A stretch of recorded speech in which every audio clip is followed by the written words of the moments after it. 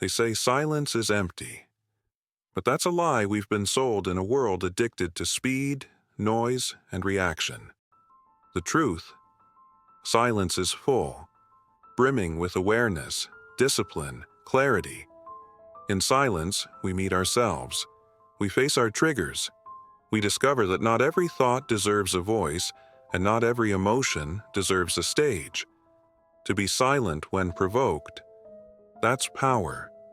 To not explain yourself to those committed to misunderstanding you, that's freedom. To wait, to observe, to feel deeply, and still choose not to speak. That is mastery. The modern world is allergic to quiet. We live in an attention economy where every platform rewards noise. The louder you are, the more you're seen.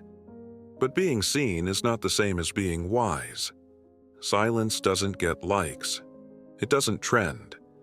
But it builds something stronger than visibility. It builds presence. The Stoics understood this long before the digital age. Marcus Aurelius, emperor of Rome, had the power to command nations. Yet he reminded himself in his private journal, if it isn't necessary, don't say it. If it isn't kind, don't think it.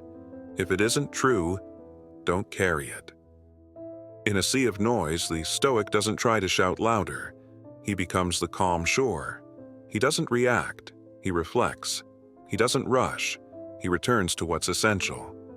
The modern man believes he must fill every silence. The wise man knows silence is already full of wisdom waiting to be heard. So why do we speak so much, when deep down we know we should stay quiet? Because silence feels vulnerable. Because noise feels like control. Because in a loud world, quiet can feel like disappearance. We speak to defend ourselves before anyone even attacks. We speak to be liked before anyone really knows us. We speak to stay in control, even though most of what happens in life is beyond our control. But here's the Stoic truth.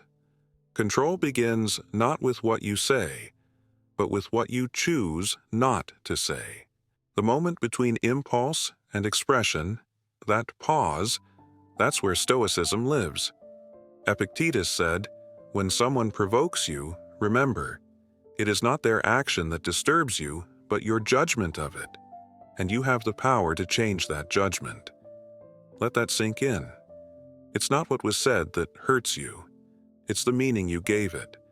And when we speak out of hurt, we give that meaning even more power. Imagine someone insults you. The impulse is immediate. Clap back, prove them wrong, restore your pride. But pause, breathe, ask, am I responding from strength or from insecurity?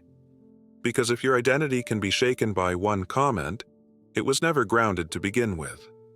Most of our words are armor. We use them to protect fragile egos, to fill awkward silences, to wrap our anxiety in explanations. But the Stoic doesn't fear silence. He uses it as a tool to check himself, to choose clarity over chaos, to stop performing and start perceiving. And here's something no one tells you. You don't need to respond to everything. You don't need to be understood by everyone. You don't need to chase being liked. Because when your values are aligned, your silence speaks louder than noise. Seneca reminds us, it is not that we have a short time to live, but that we waste much of it. And how much of life do we waste justifying, defending, arguing, when we could have simply stayed quiet and stayed free? Silence isn't silence when it's intentional. It's strategy. It's strength. It's a statement that says, I know who I am. I don't need to explain it to you. Silence is not emptiness. It's not absence. It's not the lack of an answer. Silence is presence, just not the kind the world is used to. Silence is a filter. It separates signal from noise, wisdom from impulse. In silence, you begin to hear again, not just others, but yourself. Not the reactive self, but the deeper self, the one beneath the storm, the one that doesn't flinch every time someone disapproves, the one that doesn't feel the need to correct, explain, argue. In a conversation, silence gives you space to see what's actually being said. Not just the words, but the emotion behind them, the fear, the confusion, the cry for understanding dressed up as aggression. Because most people don't speak to connect. They speak to discharge emotion, to pass off their discomfort like a hot coal, and they're hoping you'll catch it. But you don't have to.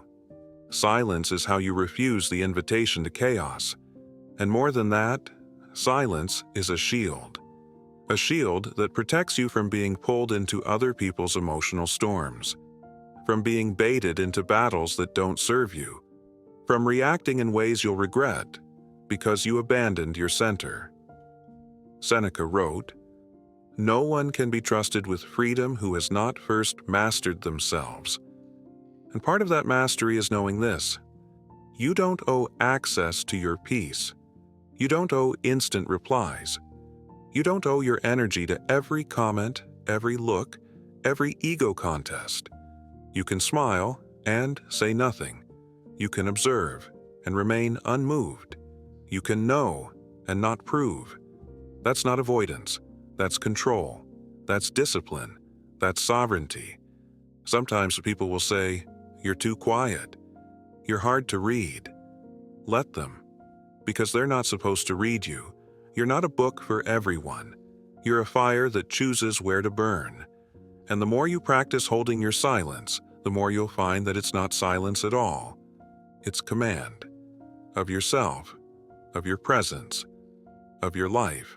Philosophy means nothing if it stays in books. Stoicism isn't an idea, it's a discipline.